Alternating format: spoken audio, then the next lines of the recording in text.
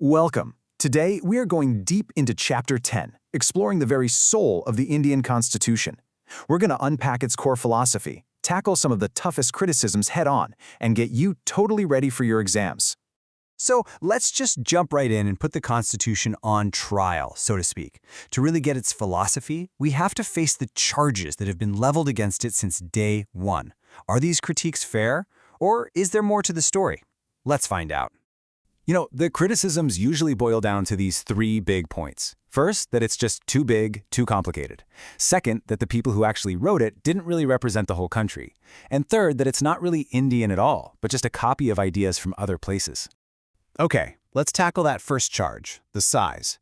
Is the Indian Constitution a confusing, oversized beast, or is there a reason for its length? This really gets to the heart of the debate. On one hand, yeah, you look at it next to something like the U.S. Constitution and it seems massive. But on the other hand, this wasn't an accident. The framers made a conscious decision to spell things out, to put everything from government structure to the tiny details of the election commission in one single place. Why? For clarity, to avoid arguments down the road. It was designed to be a complete guide. All right, now for a really tough question. Who should get to write the rulebook for a whole country? And was the group that wrote our Constitution really speaking for the people? To really unpack this, we have to understand that representation isn't just one thing. There are two parts to it. The first is representation by vote. Were people directly elected? But the second, and maybe even more important, is representation by opinion. Did the group actually reflect all the different views and ideas in the country? And here is the absolute key.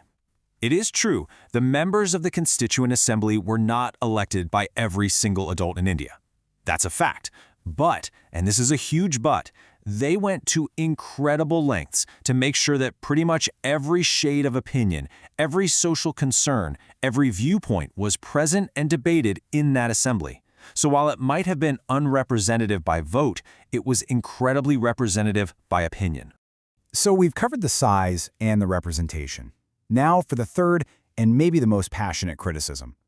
Is our Constitution actually Indian? Or is it just a Western knockoff?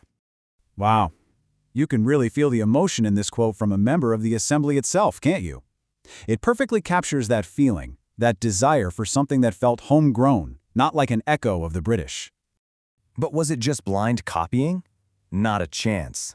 This wasn't a lazy cut-and-paste job. It was a masterpiece of adaptation.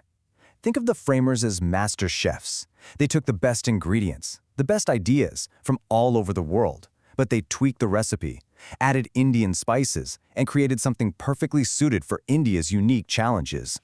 And this is the brilliant result. Instead of just trying to imitate what others were doing, India created its own version of a modern nation. It's like we didn't just borrow a style, we created our own fashion, our own unique alternative modernity that worked for us.